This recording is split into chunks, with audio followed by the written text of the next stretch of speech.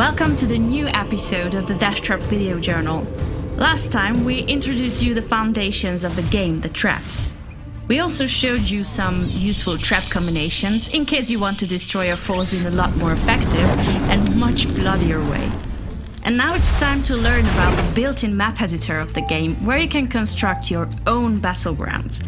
Finally, you could be the creator of the deadly arenas where those evil monsters face the true death.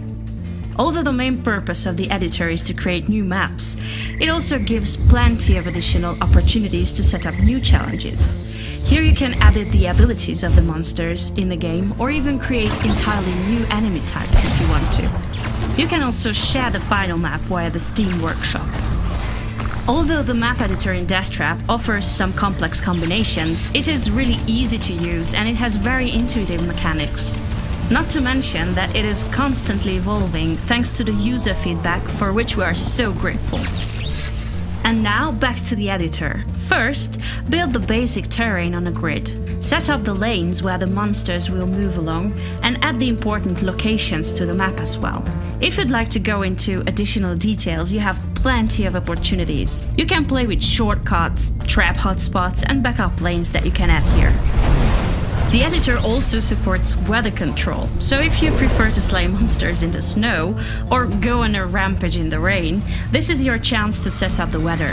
Then just add some final touches, change the ground type and add various decorative elements. Now it's time to put the chaos portals into position. These are the entry points for the invading forces of evil, so bear in mind that the more chaos portals you put on your map, the more complex the defensive tactics will be. The same goes for the gates, obviously, since they are the destinations for the invading hordes. The monsters of Deathtrap move towards the gate on fixed lanes. Link the chaos portals and the gates in the editor to create the routes that they'll follow. Don't forget that the most enemies can be lured away from their pathways if you attack them.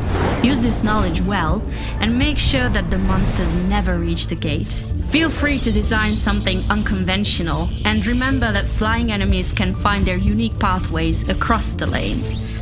And this is where the real fun begins, when you start adding the trap slots to the map.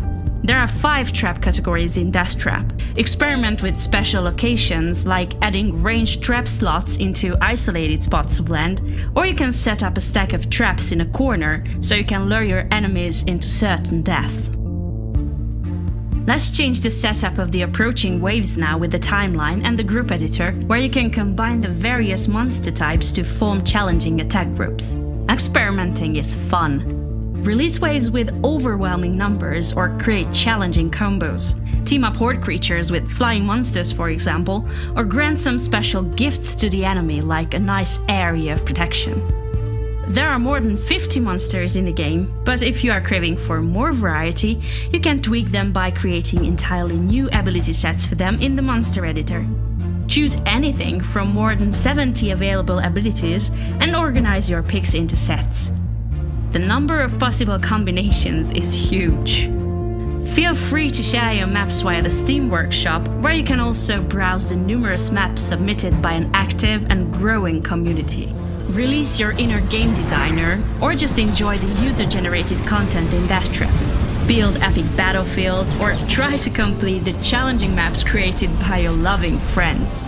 Thanks for watching and stay tuned for our next episode.